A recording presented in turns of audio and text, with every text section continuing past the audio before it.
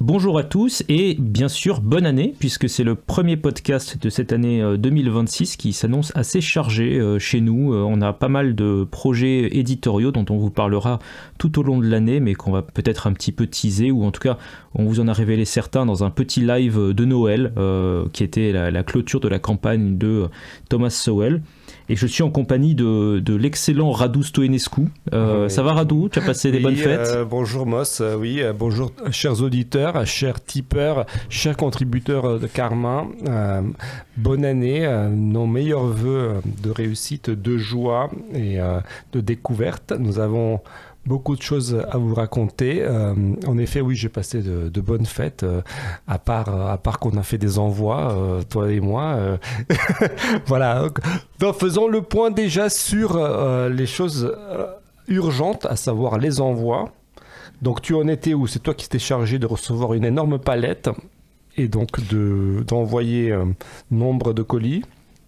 Oui, moi de mon côté j'ai envoyé quelque chose comme 700 ou 750 livres et en fait l'idée c'était d'en envoyer un maximum avant Noël pour que les gens l'aient à Noël et en fait après on a changé de stratégie sur la période de la semaine à partir, alors je crois que c'était le 22 si je me souviens bien. Oui. Parce que on savait que c'était trop tard pour que ça arrive à Noël et surtout on savait qu'il y avait beaucoup de gens qui bougeaient pendant la période des fêtes, donc on s'est dit mis en pause en fait. Il valait mieux attendre un petit peu la première semaine de janvier pour relancer tout ça et donc on s'y remet petit à petit, sachant que toute cette épopée est rendue plus compliquée parce que y a de la neige, donc c'est encore plus rigolo, voilà. Oui, en effet, donc on a repris les envois. Alors c'est moi qui ai renvoyé hier et aujourd'hui encore une cinquantaine de livres. S'il vous plaît, ceux qui nous écoutent et qui ont participé à la campagne, si vous avez reçu un mail des éditions Karma, regardez dans vos spams si jamais vous ne l'avez pas reçu. On n'a pas envoyé à tout le monde, mais en tout cas, on a envoyé expressément à ceux dont on aurait besoin du numéro de 06 ou le 07 qui nous est absolument qui nous est indispensable pour les envois mondial relais. Donc vérifiez vos spams, vérifiez votre boîte mail que vous avez fournie sur la campagne Tipeee. Aussi une précision parce que j'ai l'impression que certains ne sont pas au courant. Tipeee ne s'occupe de rien, d'accord? Tipeee ne s'occupe de rien. Nous nous occupons de tout, d'accord? Tipeee ne fait que l'intermédiaire concernant les paiements et il garantit votre remboursement en cas d'échec des campagnes, c'est tout. D'accord? Donc derrière l'interface, c'est moi ou Moss qui sommes aux manettes, donc qui répondons aux messages. Donc Tipeee n'est pas un interlocuteur pour vous, d'accord? Il n'y a personne, Tipeee ne fait pas d'envoi, donc c'est nous qui faisons tout.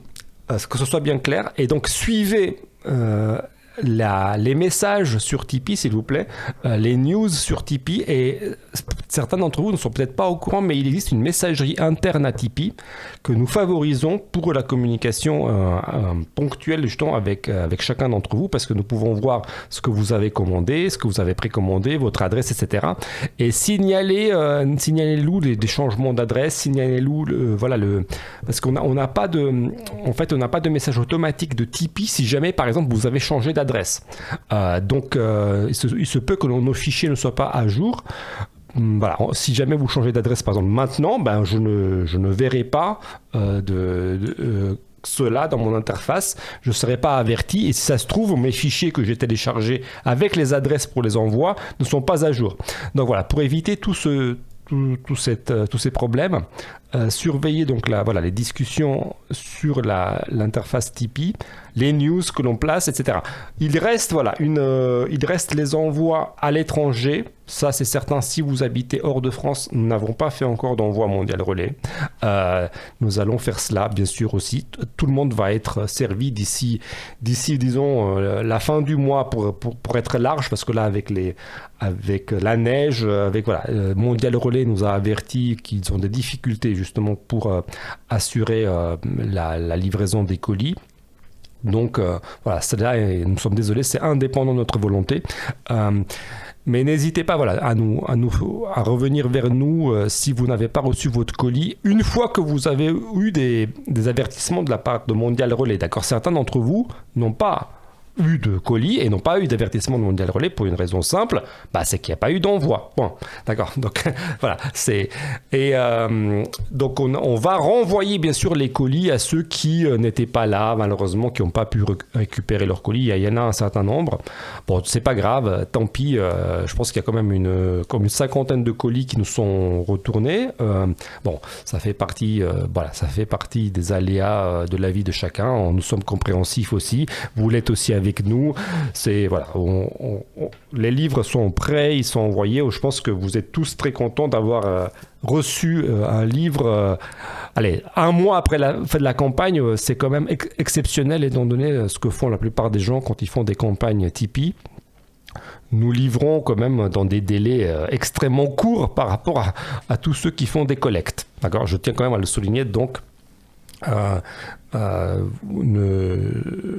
vous remercions pour votre compréhension et vous allez recevoir vos livres très très vite. Bon, et ben voilà, maintenant que cette introduction est faite et que les gens sont au courant des dernières spécificités d'expédition, on peut passer peut-être à ce qui va nous préoccuper pour le podcast qui Non mais pour vient. l'année, attends, peut-être l'année. Non, je pense que les gens, on va en reparler d'ici la fin de l'épisode. Je te propose qu'on parle directement sur le sujet et qu'on rajoute une couche peut-être vers la fin. Moi, il y avait un sujet que j'ai vu apparaître un petit peu et je me suis dit que ce serait intéressant d'en discuter avec toi. Alors, en fait, j'ai réalisé il n'y a pas très longtemps que il y avait des incompréhensions énormes sur pas mal de sujets qui touchaient notamment au christianisme et en particulier quand j'abordais des problématiques de valeurs schelleriennes, etc. J'ai constaté qu'il y avait des incompréhensions totales là-dessus et étant donné qu'on a traduit déjà l'homme du ressentiment de Scheller, je pense que ça peut être un bon moyen de reparler un petit peu de ce qu'on avait fait à l'époque et en fait pourquoi on a fait ce livre et qu'est-ce que ça apporte. Et il y a un sujet à l'intérieur du sujet qui m'est apparu aussi, c'est quelque part que en fait beaucoup de gens ont l'air de ne même pas comprendre quand il peut y avoir éventuellement des gens qui essaient de détourner des narratifs religieux pour d'autres finalités, soit des finalités religieuses, soit des finalités politiques ou que sais-je. Et donc j'avais envie de discuter avec toi notamment de quelque part de la vérité telle qu'elle est perçue d'un point de vue soit chrétien, soit on va lâcher le mot satanique en fait. Et c'est un sujet qu'on a jamais vraiment discuté publiquement, donc je vais commencer par une petite introduction peut-être pour expliquer un peu pourquoi ce sujet réapparaît épisodiquement et tout. Il faut savoir que une bonne partie des gens qui promettent des vérités qui dérangent font une allusion à une certaine pilule dans le film Matrix, c'est la fameuse pilule rouge, un terme qu'on a nous-mêmes, je pense, utilisé assez abondamment. Enfin, moi, je sais que je l'ai utilisé parce que, en fait, quelque part, c'est un moment de choix où, le protagoniste principal a l'option de rester dans l'illusion ou de se mettre pleinement au courant de vérités dérangeantes, mais qui sont vraies en fait. Bon. Et cette métaphore en fait de la pilule rouge, j'ai l'impression qu'elle a une portée qui est pas la même en fonction des gens qui regardent le film, parce qu'il y a plusieurs interprétations de Matrix comme film et comme épopée d'un héros. Tu sais qu'il y a tout ce jeu sur l'anagramme de Neo qui est l'élu, The One, et donc tu as certaines analyses un petit peu qui essayent de remettre ça dans une perspective chrétienne en disant c'est une forme de messie, etc. Et à l'inverse, tu as aussi des gens qui voient un message beaucoup plus subversif, disant en fait que par exemple, la pilule rouge, ce n'est jamais qu'une alternative de la pomme rouge qui est croquée par Adam et Ève et qui provoque la chute. Voilà, donc il y a plusieurs interprétations du film qui sont plus ou moins joyeuses et plus ou moins sympathiques. Et quelque part, moi, là où je trouve que c'est un sujet intéressant, c'est que j'ai l'impression qu'une bonne partie dans la droite, notamment identitaire, des gens qui ne sont pas du tout sensibilisés aux questions religieuses et chrétiennes, en fait, collent cette seconde interprétation de manière un petit peu forcée et partent du principe que c'est ça qui est la vérité. Et notamment, ils partent du principe que en fait, toute vérité est une transgression et que quelque part Dieu essaye de nous mentir et donc il y a une transgression à pouvoir dire la vérité. Et alors il y a des figures diverses et variées qui sont rappelées en renfort pour propager cette idée, mais peut-être la plus classique, c'est en fait celle de Prométhée, en tout cas dans la droite française identitaire d'aujourd'hui.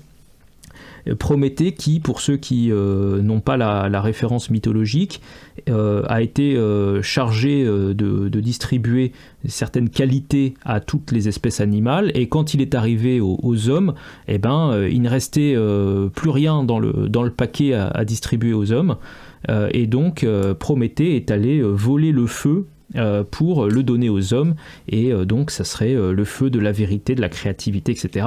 Mais finalement c'est un discours qu'on retrouve aussi chez en fait l'autre voleur de feu, celui qui porte la lumière du feu, en latin lux ferre, donc le Lucifer en fait. Voilà, donc il y a toute cette espèce de contre-discours qui a l'air d'avoir une certaine influence. Moi je suis assez surpris, mais je constate qu'il y a eu un déficit d'éducation sur notamment ces questions religieuses et tout, et donc les gens en fait ont l'air de trouver que c'est une explication parfaitement rationnelle que de dire que Dieu est en fait quelqu'un qui essaie de nous cacher des choses, et que il faut faire confiance à je sais pas quelle figure qu'on penserait être une figure du mal, parce que lui va nous sauver en nous donnant la vérité.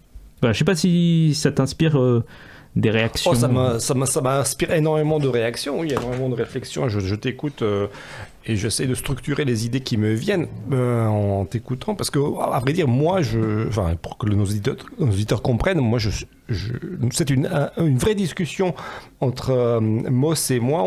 Je ne suis pas du tout je n'étais pas du tout au courant de la thématique qu'il voulait lancer, donc je réponds au pied levé, en quelque sorte. Et en fait, moi, premièrement, ce que je voudrais dire, c'est que il y a la figure du rebelle. On va commencer par là. La figure du rebelle est fascinante et intéressante et captivante, et elle est charismatique, et elle est charmante. Elle peut vraiment nous attirer. Et le rebelle, comme dirait Chesterton, il faut toujours finir les phrases et mettre des compléments circonstanciels de temps. Rebelle contre quoi? De lieu. Rebelle, des COI, des COD, quand on fait des phrases, c'est mieux de savoir contre quoi on se rebelle, d'accord? Parce que il y a... Bien sûr, on va prendre une figure très simple. Si on se rebelle contre un tyran injuste, c'est forcément une bonne chose de se rebeller contre un tyran injuste. Si par contre, pour rester dans le domaine des fables et des narratifs, comme tu dis, en fait, si on se rebelle contre un roi bienveillant et juste, là, on est plutôt une figure maligne, d'accord? C'est toute la différence dans quel narratif on se place, d'accord? Du point de vue chrétien, il y a deux narratifs imbriqués, parce qu'il y a plusieurs mythologies qui se superposent dans certaines visions de droite et ne sont pas compatibles entre elles. Prenons la mythologie grecque, d'accord? La mythologie grecque, parce que tu as parlé de la figure de Prométhée, d'accord? Les dieux grecs, ce n'est pas le dieu chrétien, d'accord? Les dieux grecs sont avant tout des divinités jalouses, d'accord? C'est-à-dire, c'est des divinités qui considèrent que les hommes, justement, c'est les mortels, les hommes c'est les mortels, et grosso modo, qui ne doivent pas péter plus haut que leur cul. C'est ça la vision grecque. Il ne faut pas qu'ils aient de l'hubris, il ne faut pas qu'ils dépassent les bornes. Et si les mortels dépassent les bornes, les dieux les punissent. Ça, c'est la vision de la mythologie grecque. dans laquelle s'inscrit Prométhée avec cette vision où il libère en fait les hommes, enfin il aide les hommes à se rebeller contre des dieux qui sont pas spécialement moraux, en tout cas, d'accord, c'est pas des parangons de vertu, les dieux grecs, on le sait, c'est une des raisons d'ailleurs pour laquelle même Platon considère que toute la mythologie grecque est un petit peu à jeter à la poubelle si on veut faire de l'éducation morale de la cité. Donc les dieux grecs, c'est pas le dieu chrétien, d'accord. Et au passage, les dieux grecs ne sont pas des dieux créateurs. J'ai vu cette petite remarque dans le livre de Scheller là, que je relisais pendant les vacances, où il explique que contrairement aux dieux chrétiens, les dieux grecs n'ont pas créé le monde en fait. Ils ont juste conquis le monde des mains d'autres créateurs, les titans, Gaïa, tout ça. Mais en fait, c'est pas eux qui ont créé le monde. Oui, ça c'est une nuance très importante. Le Dieu créateur, encore une fois, si on se passe dans le narratif judéo-chrétien, un Dieu créateur qui crée le monde, il le crée par amour, et il le crée par un débordement d'amour, et il aime sa création, d'accord. Et il est aussi, bien sûr, en dehors de sa création, il est en dehors du monde, d'accord. Parce que pour le créer, il faut qu'il soit... C'est ça ce que ça veut dire, une véritable transcendance. Les divinités grecques ne sont pas vraiment en dehors du monde, justement. Elles montrent qu'elles n'ont pas créé non plus.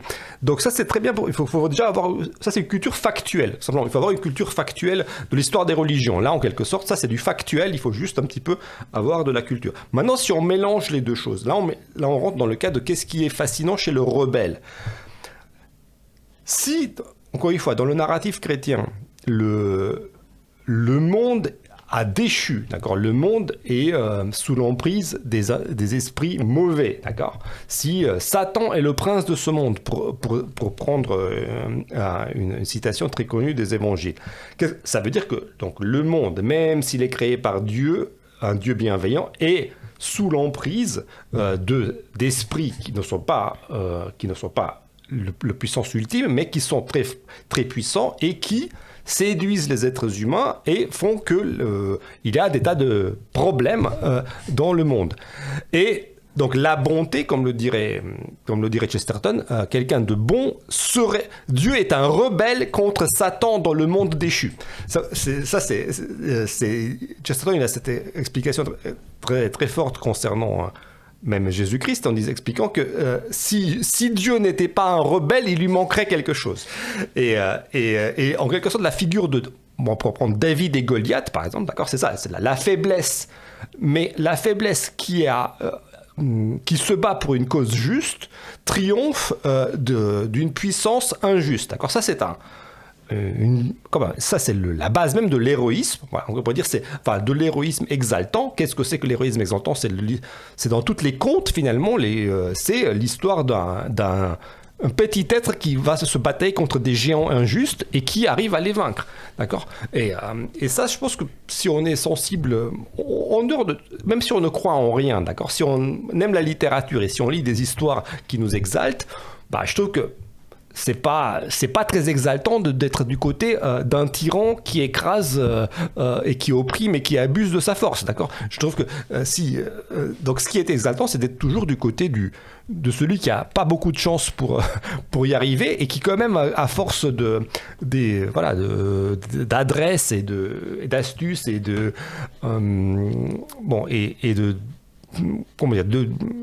persévérance et d'effort arrive à vaincre d'un adversaire qui semblait totalement invincible et terrifiant. Oui, mais alors toute cette discussion présuppose l'existence quand même d'une morale qui serait objective. Et je te cache pas que quand je dis que t'as une partie des gens qui essayent de remettre en question le christianisme, etc. Notamment, en fait, le gros point qui les intéresse, parce que tu vois, il faut hiérarchiser aussi ce qui les intéresse, ce qui les intéresse pas. C'est-à-dire qu'en réalité, il y a des tas de détails des évangiles qui les intéressent absolument pas. En fait, le vrai point qui les intéresse, c'est justement l'objectivité et la morale. Parce que le fait qu'il y ait une sorte de fixité de certains interdits a l'air de poser des questions à des gens Et alors bon, souvent c'est un peu moqué en disant ah mais regardez, les gens ils vous font la morale sur la dimension par exemple de la sexualité. Je vois souvent cet exemple-là ressortir. En fait, la morale a l'air de perturber les gens que sur des terrains très très étroits en fait. Et la sexualité est probablement celui qui revient le plus souvent. Et je pense de plus en plus là aujourd'hui que tu as des gens qui en fait voient des dérives de certaines tendances, par exemple progressistes, où on décide d'accueillir tout le monde sans faire de tri, où on pardonne à des gens à qui on ne devrait pas pardonner, etc. Et on déduise que le vrai problème, c'est pas que la morale a été détournée de ce qu'elle est censée faire, mais que c'est la morale elle-même qui est fausse, en fait, et qu'il n'y a pas de morale. Comment tu perçois cette espèce de discours qui est pas neuf, hein, honnêtement, c'est pas non plus... Non, enfin, ok, je pense qu'on va prendre directement le taureau par les cornes. Le taureau par les cornes, c'est l'humanitarisme qui est considéré comme étant identique au christianisme et qui est considéré comme étant identique à la culture de l'excuse et qui est considéré comme étant identique au fait de laisser faire tout et n'importe quoi, d'accord ? Ça, c'est un... Ok, ça c'est déjà l'intérêt du livre de Scheller qui a déjà 100 ans d'âge et que nous avons donc retraduit et édité il y a 4 ans, c'était quand même de recadrer ce problème-là et d'expliquer que ben non, l'humanitarisme n'a rien à voir avec le christianisme, même si le christianisme peut déchoir là-dedans. Mais on a déjà longuement parlé de ça, mais je pense que, en fait, bon, encore une fois, des demi-habiles qui n'ont pas forcément de connaissances factuelles, encore une fois, sur l'histoire des religions, peuvent parfaitement considérer, et d'ailleurs, même en écoutant certains chrétiens catholiques d'aujourd'hui qui sont très complaisants avec le mal, en fait. Moi, je trouve qu'il y a... Enfin, moi, à titre personnel, je fais une petite confession, je sais que je suis un être très faible et très corruptible et très influençable. Et moi, je me défie énormément de ma propre complaisance envers moi-même. Je sais que, en fait, il y a un truc... Et je trouve que beaucoup de personnes devraient se poser la même question. Est-ce que leur soi-disant tolérance ou leur soi-disant ouverture envers des tas de choses n'est pas une pure complaisance envers le mal? Parce que c'est ça, en fait, la vraie question. En théorie, le christianisme n'est pas une complaisance envers le mal. D'accord ? Quand même, un des fondements, c'est haïr le péché et aimer le pécheur. D'accord ? Il y a deux choses très distinctes. Il y a simultanément garder une haine farouche et totale envers le péché et par amour pour le pécheur. D'accord ? Ça, c'est très, très compliqué peut-être de concilier ça dans la tête des gens, mais en fait, aimer le péché, c'est vraiment gravissime. En fait, d'accord ? Ça, si la complaisance va jusque-là, c'est grave. Et je crois que, en fait, à titre personnel, je crois que vraiment là, il y a eu un remplacement, une subversion des valeurs chrétiennes dans la civilisation occidentale, c'est-à-dire que l'amour de la bonté a été remplacé par la tolérance, d'accord ? Et l'amour de la bonté a été remplacé par la tolérance, l'ouverture,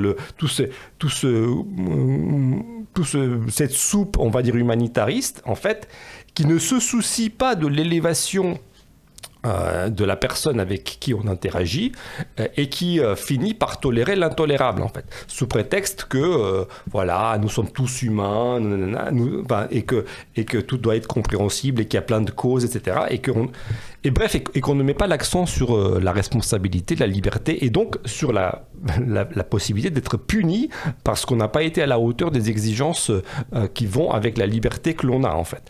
C'est cette diminution de la liberté qui est grave. En fait, quand on est un adepte de la culture de l'excuse à tout craint, en fait, on finit par insulter, en fait, la personne de l'autre parce que si on ne prend pas en compte qu'il est libre et que donc qu'il est responsable et qu'il n'est punissable, on le dégrade en un automate dont on peut faire n'importe quoi, en fait, même si on a l'impression qu'on est extrêmement gentil avec lui. Donc voilà, je pense que c'est... Pour revenir à... Je ne sais pas exactement à qui tu penses, j'ai une vague idée de ces... À qui tu penses quand tu...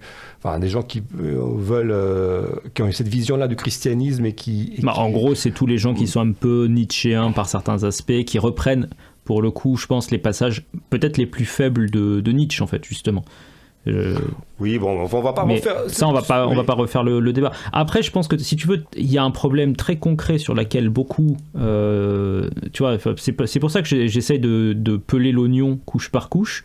C'est qu'il y a des problèmes à plusieurs niveaux. Donc, il y a le problème de l'humanitarisme, mais il y a aussi un problème qui m'a l'air d'être peut-être encore plus gênant, qui est celui des liens entre les groupes ethniques, en fait. C'est-à-dire que ce qui gêne une partie des gens qui, par exemple, ont un discours pro-blanc à l'exclusion de tout le reste, c'est que justement le discours chrétien te dira que tu peux être frère avec quelqu'un qui justement ne pêche pas, même s'il vient de l'autre bout du monde.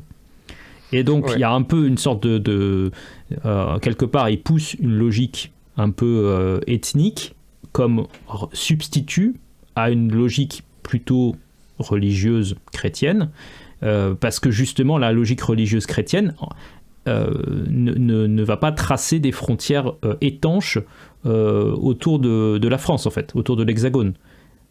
Et je crois que ça, c'est un des vrais... Enfin, en fait, je pense que c'est ça qui profondément les turlupine un petit peu avec le... Ok, je sais... Oui, enfin, faudrait... Bon, en tout cas... Ok, parce que là, il y a deux plans qui se superposent, le plan politique et le plan religieux, d'accord. Et ça, c'est vrai que, bon, avec les auteurs dont nous parlons, enfin, les auteurs que nous traduisons, que nous publions, les deux plans sont toujours au rendez-vous. Mais, ok, le plan religieux touche à l'eschatologie, touche à la destinée de l'âme, d'accord.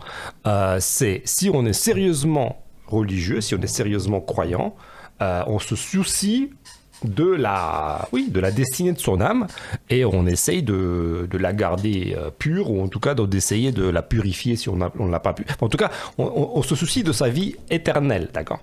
Sérieusement, d'accord. Et il y a des gens pour qui tout cela n'est que métaphore, on va dire ça comme ça, si ce n'est juste symbolique, ou on pourrait dire une illusion, d'accord, mais qui considère que la religion est un phénomène social qui peut leur être utile pour des projets politiques, d'accord. Et ça, c'est un peu une vision un petit peu, je dirais même maurassienne. En fait, c'est la même vision chez Maurras par rapport au catholicisme, etc. Grosso modo, ok, la vérité, c'est que tout cela n'est qu'illusion, mais c'est quand même utile socialement. Ça, c'est un petit peu une vision très qui voit en quelque sorte la religion comme quand même utile, mais elle n'est pas prise au sérieux quant à sa vérité profonde, quant à ses affirmations quant à la destinée éternelle de l'homme. Et donc, moi, je crois qu'il existe, et en France, il y a quand même une certaine tradition comme ça de... j'ai parlé de Maurras, mais il y en a d'autres avant, même en fait les Lumières, même on pourrait dire que Rousseau, Voltaire, il y a un petit peu cette même vision par rapport à la religion. Grosso modo, c'est utile socialement d'en avoir, quoi. Vous voyez Rousseau avec la religion civile, en tout cas, il y a plein, même le déisme d'un Voltaire, il y a toujours un peu, ok, c'est bien beau, mais pour le peuple, il faut quand même de la religion, d'accord. Il y a cet aspect un petit, que je trouve à titre personnel blasphématoire et vraiment insultant, c'est-à-dire, grosso modo, on va utiliser, et là on est dans un renversement schellérien des valeurs, on va utiliser la valeur supérieure pour renforcer des valeurs inférieures, d'accord. C'est-à-dire la valeur supérieure, c'est-à-dire la destinée éternelle de l'âme, elle va, en tout cas tout le discours autour de cela va être utilisé finalement uniquement pour asseoir une autorité temporelle. Et pour maintenir la France, l'Europe, l'Occident, j'en sais rien. Et je crois qu'il y a un certain nombre de voix peut-être de droite, tout ça, qui considèrent que la religion est utile pour ça, même si elle n'est pas vraie, d'accord. Il y a cette utilisation, ça serait pas mal que la France ou l'Europe ou l'Occident reste chrétien, même si bien sûr on n'y croit pas vraiment, mais c'est utile quand même qu'on reste chrétien, etc. Et je crois que c'est insultant pour la religion d'une part, et puis d'autre part c'est inefficace parce que ça marche pas. Tu peux pas garder une religion en fait, vivante. Si personne n'y croit, je vois pas comment ça peut marcher en fait. Il y a pas d'autorité qui en découle, tu vois. Si tout le monde se dit non mais on le fait juste parce que c'est sympa et que ça permet d'être utile, en fait ça fait quoi? Ça fait du politiquement correct comme on en a eu sur les 15 dernières années. En fait, ça fait une sorte de fausse religion d'apparat, quoi. Ça, c'est ça, mais ça fait que tu vas restaurer des églises, des calvaires, des machins. C'est un peu, c'est comme disait d'ailleurs, comme disait Rémi Brague dans la préface à Scruton, c'est ce qu'il appelait les christianistes.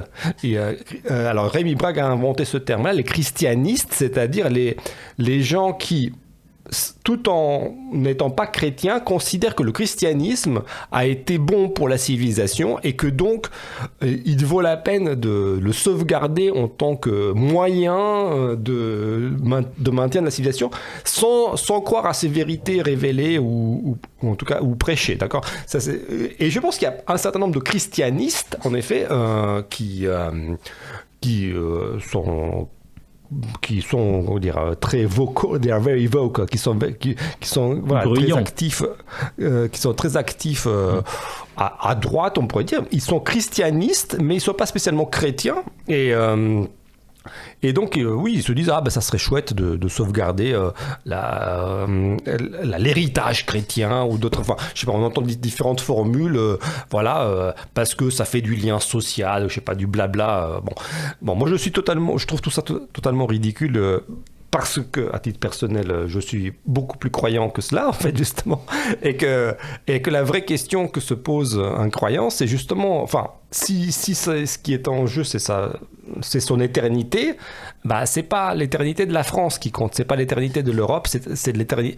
Et je dirais même, d'ailleurs, historiquement, les gens qui ont bâti cette France et cette Europe, et ce qu'on en voudra, ne se sont pas posé la question de l'éternité ni de la France, ni de l'Europe, ni de l'Empire, du Saint-Empire romain germanique, ils se sont posé la question de l'éternité de leur âme. Et c'est comme ça qu'ils ont bâti une civilisation chrétienne. Ils n'ont pas bâti une civilisation chrétienne en se disant on va construire une France éternelle ou une Europe éternelle ou un Occident éternel. Non, c'est pas du tout comme ça. Les bâtisseurs des cathédrales se préoccupaient de l'éternité de leur âme, pas du tout de l'éternité de la ville de Paris ou de la ville de Reims ou de la ville de Strasbourg.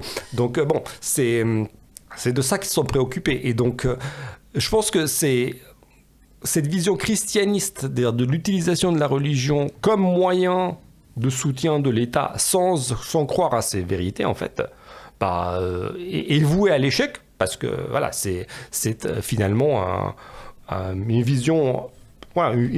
c'est une vision qui n'est pas du tout exaltante. Mais est-ce que cette vision-là ne s'opposera jamais au fanatisme, par exemple au fanatisme musulman ou autre, mais en tout cas de personnes qui croient sincèrement à leur récit eschatologique plutôt qu'autre chose. Donc on ne combat pas, parce que je pense que quand même, il faut dire ce qui est, je pense qu'il s'il y a des christianistes, c'est parce qu'ils souhaitent quelque part s'opposer à ce qu'ils voient comme une invasion musulmane, peut-être en tout cas à un dépérissement de la civilisation judéo-chrétienne, je sais pas quoi. Et c'est pour ça que, mais tiens, on pourrait maintenir les meubles peut-être, si on sauvait les meubles d'une certaine façon, parce que les meubles sont en danger. Après, il y a un autre aspect, alors ça c'est pareil, je trouve que c'est intéressant de l'aborder. Moi, je fais des différences entre certaines nuances de gens qui sont dans le côté mystique, des gens qui sont dans les côtés occultes, des gens qui sont dans un côté utilitariste de la religion et des gens qui sont complètement sataniques, etc. Mais j'ai l'impression qu'il y a aussi une sphère en France qui est vraiment pas négligeable, qui est très schopenhauerienne de pensée, qui adore se gaver de concepts venus d'Inde ou d'une manière générale de pays asiatiques un peu lointains, et j'ai toujours trouvé ça assez surprenant en fait que y ait autant d'influence de cette espèce d'Occident, enfin d'orientalisme religieux à notre époque, alors que la plupart de ces gens n'ont pas mis les pieds en Inde, connaissent pas grand chose, je pense aux auteurs qui ont existé là-bas. Enfin, j'ai toujours trouvé ça un peu surprenant d'aller chercher des penseurs indiens quand tu avais une cathédrale au coin de ta rue, en fait. Oui, ça c'est certain, mais je pense que, enfin, On a déjà abordé le sujet. Bon, tu sais que ça fait partie des choses qui m'ont passionné depuis toujours. Moi, je suis un grand lecteur de Mircea Eliade, je vais le dire à la française, même si on l'appelle Mircea Eliade normalement.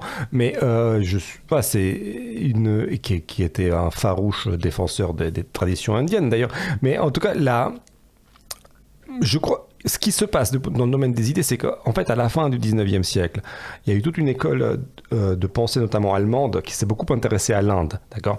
C'est les Allemands, enfin, c'est encore une fois l'école philologique allemande qui a mis au jour des trésors de la philosophie hindoue, on va dire philosophie qui est toujours un peu liée à la religion hindoue, en fait, c'est-à-dire les écoles du Vedanta, enfin, toutes ces écoles-là, en fait, qui ont été véritablement redécouverte par les philologues allemands de la fin du 19e. Et il y a eu un certain groupe en Europe qui, face à justement à la décrépitude d'un certain christianisme, ont considéré que grâce à cette importation spirituelle, il allait y avoir un renouveau spirituel aussi en Europe. D'accord ? Alors, je ne saurais pas dire quels sont les noms qui ont porté cette idée, mais en tout cas, je sais qu'il y a eu une sorte de mouvement comme ça qui considérait que voilà, face à la décrépitude du monde occidental technicien et tu vois et matérialiste et individualiste et voilà face à tout cela par rapport à ces problèmes, on pourrait dire. Le renouveau allait venir d'Inde. Et peut-être qu'il reste toujours quelques épigones égarés au XXIe siècle qui sont encore dans ce sillon-là, qui a quand même, je pense, vécu, si je puis dire. Mais voilà, il y a eu un renouveau, alors qu'il y a eu, avec Scheler notamment, quand même, un certain renouveau chrétien dans les idées qu'on connaît mal en France, à vrai dire, et on essaye de l'apporter. Mais voilà, je crois que c'est ça ce qui explique cet engouement pour l'Inde. C'était aussi cette impression que voilà... là-bas, les gens sont plus authentiques, il y a toujours une tradition vivante. En fait, c'est toujours cet aspect que, grosso modo, quelque part... En Inde, par exemple, ou au Tibet, il y avait cet engouement. Ah oui, c'est vrai qu'il y a eu le Tibet aussi. Oui, ça...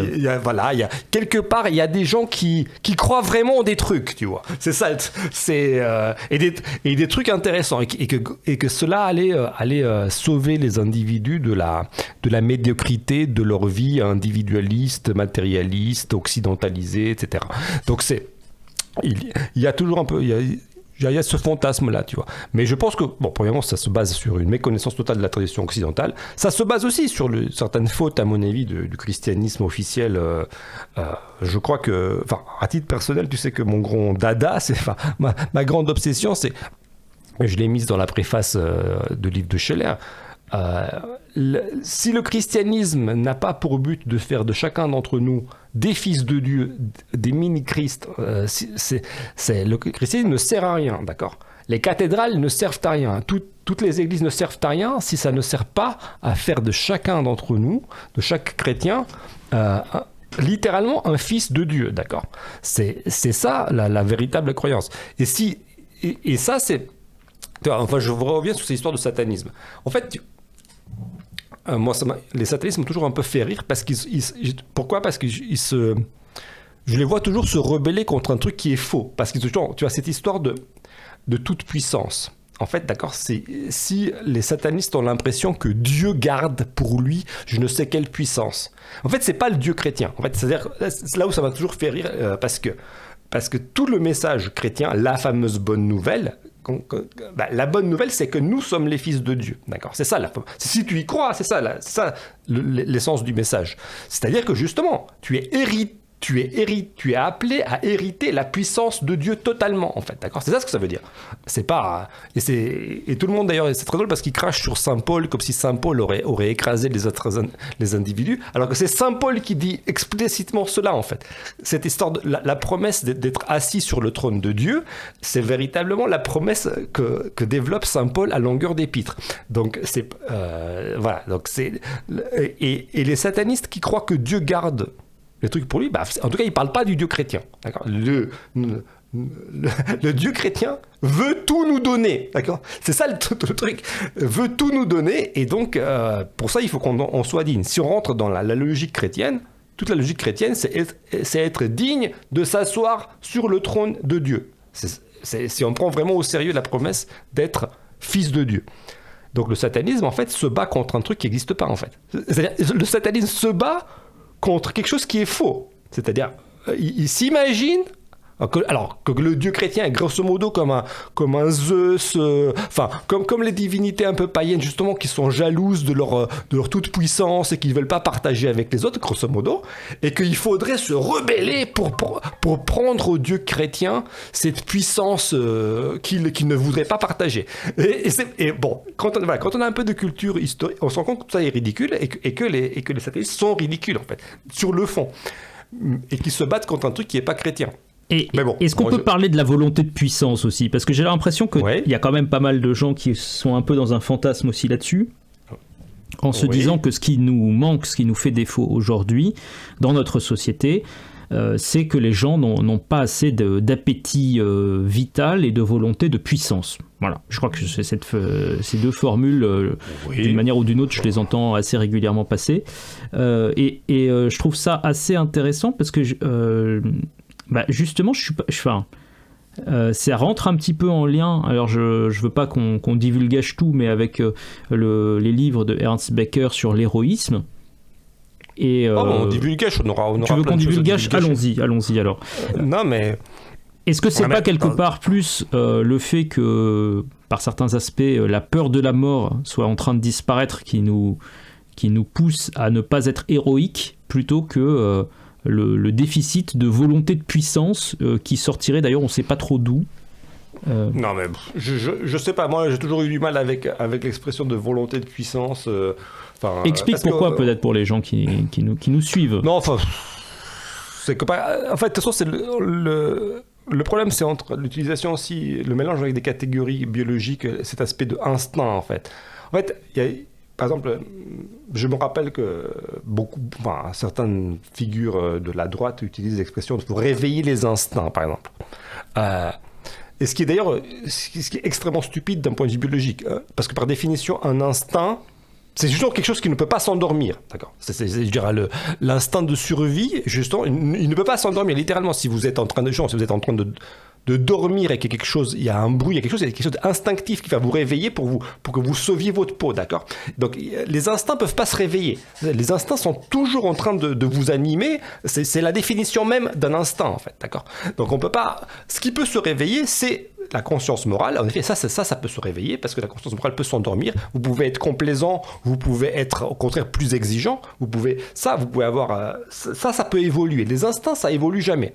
Les instincts, ils sont tout le temps à peu près les mêmes. Voilà, c'est tout. C'est ce qui vous anime en tant que corps. Par contre, l'indignation morale, elle peut varier. Et je crois que véritablement, il y a une corruption de ce qui est, encore une fois, une corruption du bien. C'est ça le problème. C'est-à-dire que le bien a été transformé en tolérance, et les gens ont l'impression d'être des bonnes personnes s'ils sont tolérants, s'ils ne se posent pas des questions exigeantes sur le bien, en fait. Et à partir de là, c'est beaucoup plus confortable de ne pas se poser des questions exigeantes, ni envers soi-même, ni envers autrui. Et donc, moi je suis tolérant, moi je suis un mec gentil, on est gentil avec eux, on accueille. En fait, c'est aussi une paresse très confortable d'être comme ça. Mais je crois que véritablement, c'est à cause de cela qu'il y a du laisser-aller, de la culture de l'excuse, et on laisse fleurir des tas de manifestations monstrueuses, et sous prétexte qu'on est tolérant et on n'est pas exigeant. Donc, mais bon, donc pour revenir à la volonté de puissance, je crois que il y a les êtres humains agissent en tant qu'êtres humains, en tant que personnes humaines, en vertu de motifs dont ils parlent. D'accord ? Je reprends, pour ceux qui l'ont entre les mains, ils pourront aller voir, mais ceux qui ne l'ont pas peuvent toujours se le procurer, notre livre de Roger Scruton sur le visage de Dieu. Nous ne sommes pas des animaux, nous sommes des personnes, c'est-à-dire, et spécifiquement, qu'est-ce que cela veut dire ? Ça veut dire que quand on agit, nous avons des motifs. Point. On ne peut pas agir on peut pas agir de façon instinctive, en fait. Ça n'existe pas, en fait. L'être humain quand il fait quelque chose, il doit pouvoir expliquer pourquoi il fait ce qu'il fait, en fait, à autrui. Même quand il fait d'ailleurs une crasse, c'est parce qu'il a voulu avoir quelque chose plus vite, plus rapidement, un truc qu'il pouvait pas avoir. Bah oui, il a cambriolé, il a fait un truc, mais il avait un motif, il a fait un truc, il était mauvais, mais on comprend pourquoi bah oui, parce que ça brillait, et il a tendu la main, il a arraché le collier de la vieille dame, et voilà, et on peut comprendre, oui, parce que le collier il était en or, et donc il y avait un motif. C'est au passage ce que disait déjà Dalrymple quand il expliquait justement cette tendance générale à la déresponsabilisation, pour expliquer que non, mais en fait c'est juste parce que je suis addict au cambriolage que je cambriole, ou d'autres variantes du même concept, c'est parce que j'ai un problème biologique médical que je fais ce que je fais, etc. Oui, ça c'est la déresponsabilisation des malfrats qui ont intégré le discours que leur a proposé les travailleurs sociaux. Mais la vérité est que, en fait, une société humaine se structure par le dialogue sur des motifs et sur des raisons d'agir, en fait, d'accord, collectives, d'accord. Et là, il y a à mon avis, toute une catégorie d'influenceurs dits de droite qui souhaiteraient que les gens agissent d'une façon totalement animale, en fait. Et je pense que quand ils parlent de volonté, de puissance, ils ont l'impression qu'on pourrait structurer la société en se passant de la discussion sur les motifs d'agir, en fait. C'est ça le truc. Okay, en se passant de ce qui fait toute la discussion politique, à savoir l'exposition des motifs d'agir dans tel sens. Et tous ceux qui, à mon avis, qui fantasment les fameuses lumières noires et les projets de Nick Land et tous ces trucs-là de technofuturistes, etc., enfin, tous ces genres de dictature, de tyrannie technologique, en fait, moi, ce que j'y vois surtout, c'est véritablement l'évacuation de la discussion politique sur les motifs d'agir dans telle ou telle direction. Et sous la férule toujours d'un guide qui serait, lui, beaucoup plus puissant et beaucoup plus éclairé que les autres. Parce qu'il faut comprendre, même tout simplement, moi j'ai l'impression que la puissance, dans leur logique, vaut la morale, en fait. Si tu vas, à partir du moment où tu as dit que la morale ça sert un peu à rien, que ça n'existe pas trop, que c'est un peu pas trop objectif et tout, et que finalement tu en arrives juste à qui a le plus de pouvoir technique, c'est ça qui décide de qui est en charge de piloter à un endroit donné et d'appliquer selon son bon vouloir des règles. Moi je crois que si ce discours-là plaît, parce qu'il plaît pas mal aux États-Unis, typiquement chez des patrons de boîtes qui font des trucs de technologie, en fait, en gros des IA, des ordinateurs, de la high-tech en général. Et je pense que ce discours, en fait, il plaît parce que quelque part il apporte il permet de ne pas se poser la question qui est normalement centrale, c'est ok, tu as du pouvoir, mais tu le mets au service de quoi, en fait. Et oui, mais ça c'est toujours la même erreur philosophique, c'est-à-dire de confondre le fait et le droit, d'accord. De confondre ce qui est effectif et sa légitimité. Une chose qui existe, ok, très bien, tu constates qu'elle existe. Tu constates qu'un mec est baraqué. David constate que Goliath est beaucoup plus grand, d'accord ? Ça, c'est un constat de puissance. Ok, mais est-ce que Goliath mérite de vaincre ? Ça, c'est une autre question, d'accord ? C'est pas parce qu'il est Goliath qu'il mérite de rester au pouvoir, en fait. Enfin, les lumières noires et tous ces mecs-là qui fantasment justement la volonté de puissance, enfin, en fait, ils ont toujours le même objectif. C'est vieux, je dirais, comme le monde. Cet aspect d'écraser le droit sur le fait. Je suis le plus puissant, donc j'ai le droit d'avoir l'autorité. Ça, c'est une autre question, tu vois. La question de la légitimité n'est pas du tout une question factuelle, d'accord ? C'est pas parce que tu es Goliath que tu as le droit d'être le chef. C'est ça tout le truc. Mais je pense qu'il y a il y a un certain nombre d'apprentis tyrans. Et c'est valable aussi à gauche et à l'extrême gauche. C'est parce que on va être on va être la masse puissante, d'accord ? On va imposer, on va spolier... la dictature du prolétariat. C'est ça, exactement. Dis le terme. Et on est, voilà, on va imposer la dictature, on est les plus forts, on est les plus nombreux, et donc... nous avons le droit d'imposer notre loi aux autres, ce qui est faux, d'accord ? C'est ça, la question de la légitimité, elle peut jamais être évacuée, en fait, c'est tout. C'est des gens qui fantasment de résoudre ce problème-là. C'est pour ça qu'ils veulent évacuer la raison au sens de la discussion sur les motifs d'agir et sur la légitimité d'agir dans telle direction, en disant ah non. Lui, il est beaucoup plus fort, et donc c'est lui qui décide. En fait, mais ça n'a rien à voir. En fait, c'est pas parce qu'il est Goliath qu'il a la sagesse pour bien décider. En fait, voilà. Je rappelle que. Alors ça c'est drôle parce que c'est littéralement ce que j'ai vu dans le livre de Chesterton là sur l'eugénisme que je suis toujours en train de relire et de traduire, c'est que précisément, en fait, il passe son temps à se poser cette question, et il y a un moment où il le formule de manière assez nette, en fait, en disant bon, écoutez, il y a des docteurs qui savent très bien soigner plein de maladies très graves, super, mais en fait, est-ce que pour autant, ils sauraient mieux choisir pour vous à quoi doit ressembler votre futur enfant et ce qui fait qu'un enfant réussit dans la vie. Et il dit, en fait, souvent, ils ont beau avoir une science très pointue dans un micro-domaine, en fait, à côté de ça, ils sont pas forcément très compétents et ils en savent pas très long sur les choses de base qui permettent de bien orienter sa vie, en fait. Et j'ai trouvé cette remarque intéressante. Je sais pas ce que ça t'évoque. Ouais. Oui, c'est ça. Non, mais je suis tout à fait d'accord. Chesterton était un de ceux qui a beaucoup ferraillé contre l'écrasement du droit sur le fait, en fait, d'accord ? C'est ça. Ils font toujours la même chose. Une certaine frange, aussi bien de gauche ou de droite, c'est de vouloir toujours ramener... essayer de ne pas se poser la question de la légitimité, les questions humaines, quoi. Est-ce que tu as le droit de faire ça ? Point. C'est pas parce que tu peux le faire mécaniquement, mais est-ce que ce n'est pas un abus ? C'est ça la question. Est-ce que ce n'est pas un abus ? Est-ce que c'est pas quelque chose qui va appeler une vengeance parce que tu as fait un abus ? Donc, enfin, c'est les vraies questions humaines dont traitent toutes les mythologies, enfin, à vrai dire, et tous les récits héroïques traitent de cela, en fait. Si il suffisait de dire parce qu'il l'a fait, c'était juste de le faire, il y a plus d'humain. Enfin, on n'est pas dans un monde humain, d'accord ? C'est à partir du moment où tu te poses pas la question de la légitimité de ce qui arrive, tu vis dans un monde d'automates, d'accord ? Les automates ne questionnent pas ce qui arrive, point barre.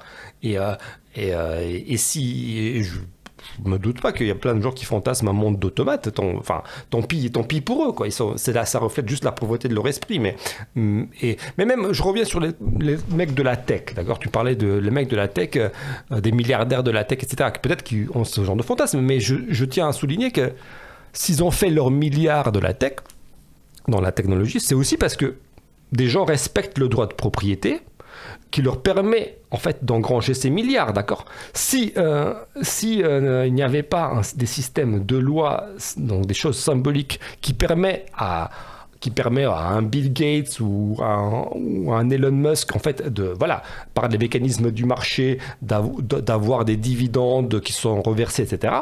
Tout ça, tout ça, ça marche parce que des gens respectent le droit de propriété, d'accord ? C'est tout. Ça marche pas parce qu'ils sont plus puissants, en fait. Ça n'a pas absolument aucun sens, d'accord ? Ça n'a absolument aucun sens de dire qu'ils sont milliardaires parce qu'ils sont plus puissants. Non, ils ont acquis une puissance financière parce que des tas de gens respectent des principes moraux, et à commencer par le principe de la propriété, en fait, de la propriété privée, d'accord ? Donc donc cette histoire de puissance des mecs de la tech, enfin je sais pas si c'est à quelle mesure, je sais pas qui la partage vraiment et jusqu'à quel point, en tout cas, mais je dirais que...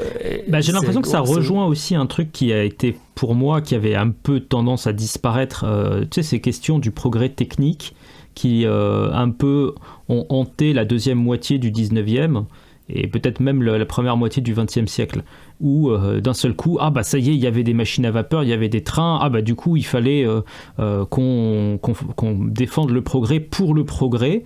sans se poser la question de savoir à quoi ça conduisait en fait. Et j'ai l'impression qu'on on revit un petit peu cette période-là où les gens, je sais pas si tu suis un petit peu, mais tu vois dans les actualités typiquement, il y a eu pas mal de décisions qui sont passées pour donner, j'ai vu passer par exemple ce matin, donner des données biométriques des Européens aux géants de la tech américains qui voudraient faire des entraînements pour leur IA avec.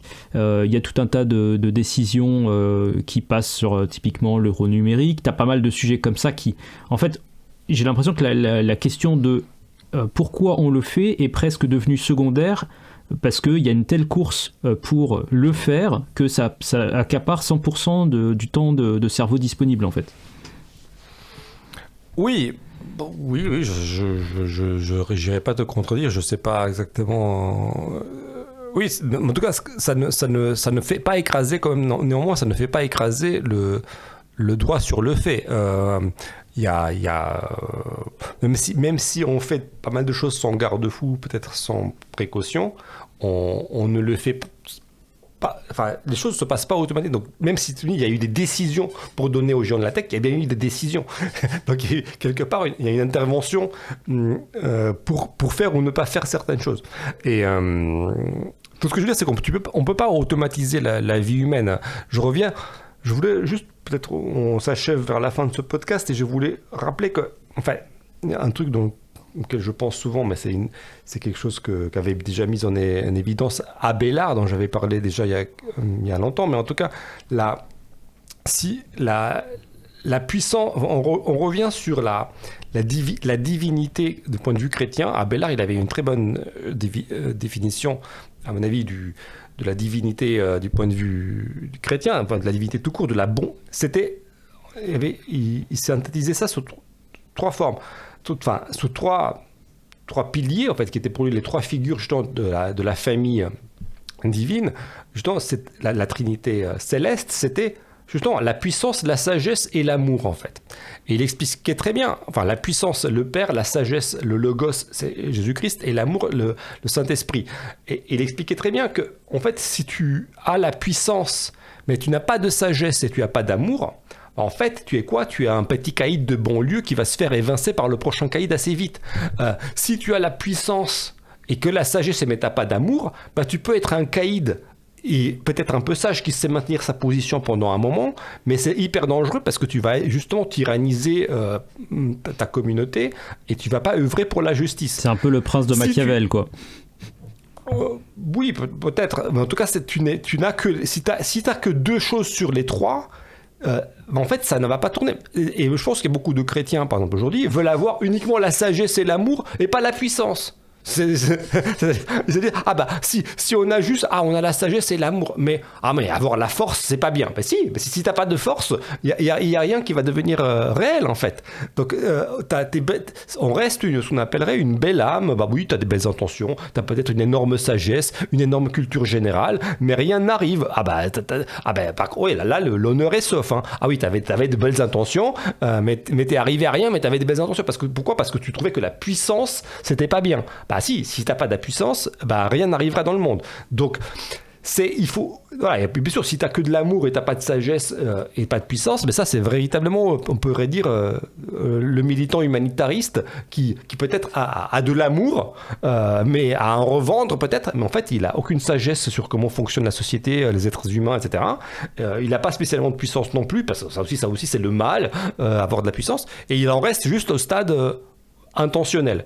Mais ça ne mène nulle part. Donc, non, je pense que là, Abélard, et ça, c'est des choses qu'il a écrites il y a déjà 700 ans, si je me trompe, ça reste valable pour comprendre, à mon avis, même les dynamiques actuelles, en fait.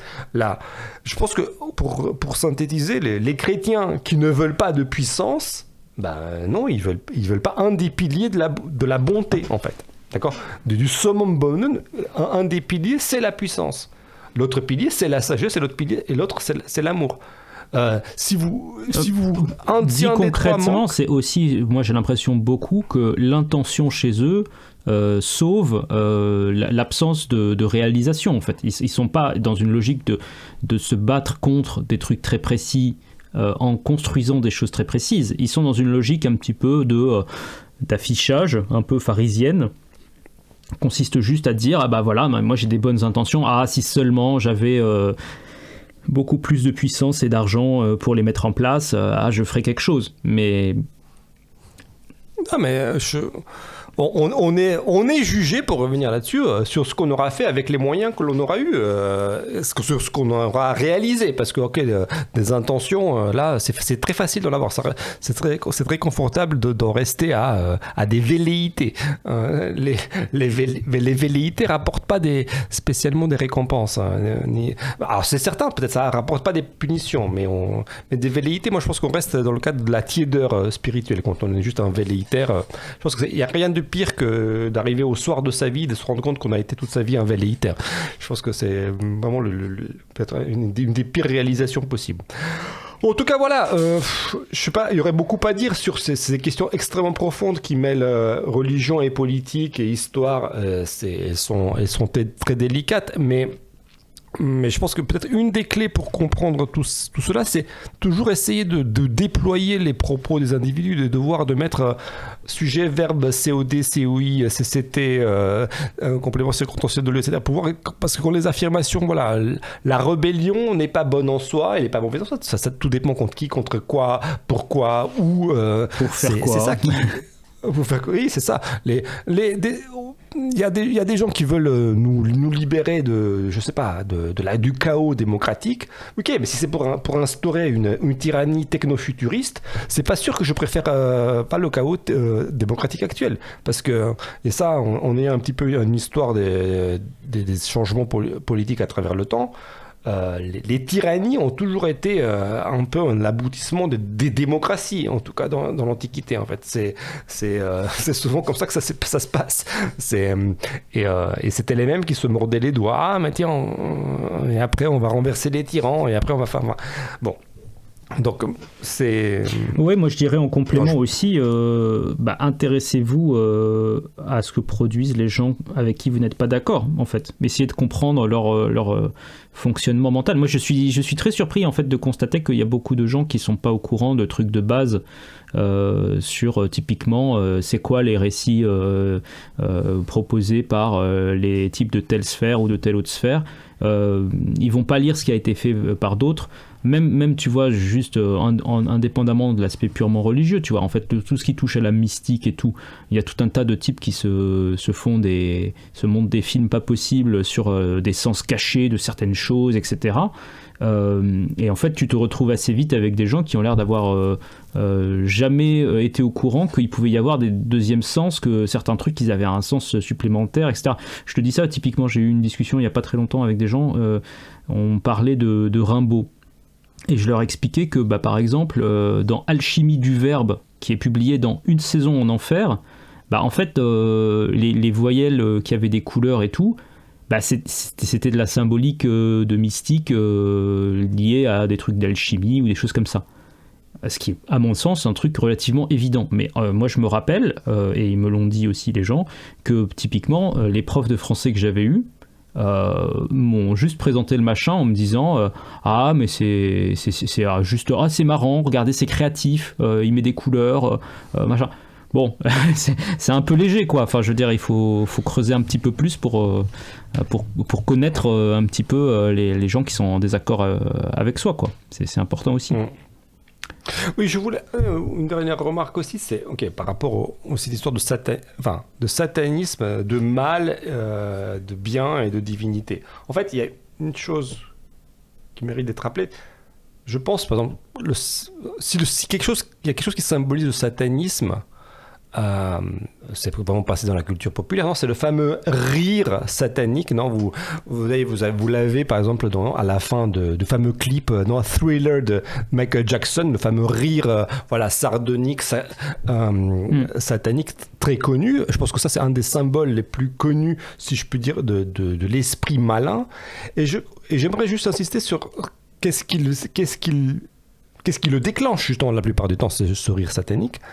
C'est le fait de tromper justement des âmes ou des individus un peu naïfs qui mettent leurs espoirs dans cette figure puissante, et parce qu'il y a une puissance, mais qui est trompeuse, qui est menteur, c'est-à-dire qui ne tient pas ses promesses. D'accord ? Le fameux rire satanique, qu'est-ce qui le déclenche ? C'est le fait d'avoir trompé quelqu'un, d'avoir berné quelqu'un de naïf qui place ses espoirs dans cette puissance pour résoudre ce problème, en oubliant que cette puissance est mensongère, d'accord ? C'est-à-dire qu'elle ne tient pas promesse, qu'elle ne tient pas ses promesses. Autrement dit, un libérateur peut vous promettre le paradis sur terre.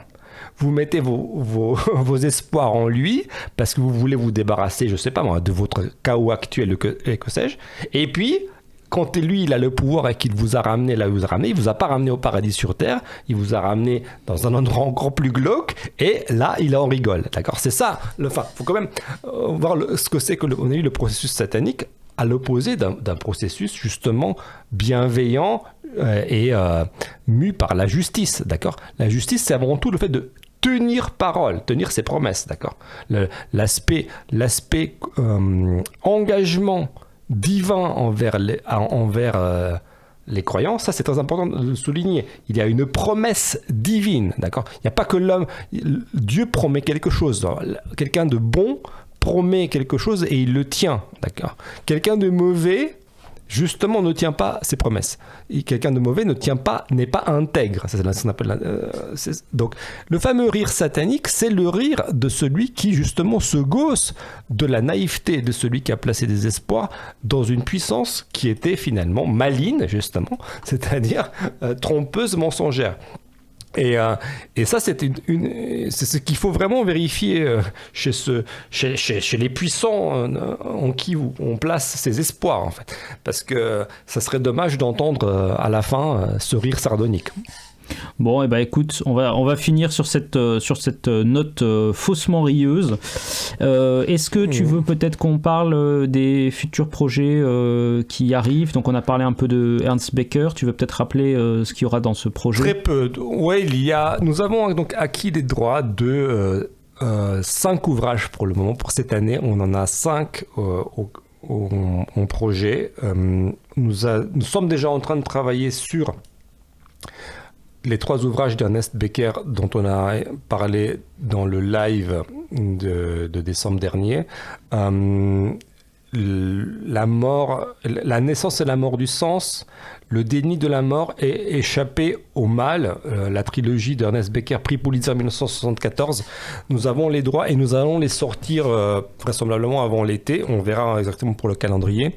Il y aura aussi un livre de chez Harvard qui s'appelle Private Truth, Public Lies, un livre très important pour comprendre l'hypocrisie sociale, en fait, la falsification des préférences des individus, qui explique pourquoi les sociétés basculent, tout simplement parce que les gens se censurent et ne disent pas ce qu'ils pensent, et à bout d'un moment tout cela éclate.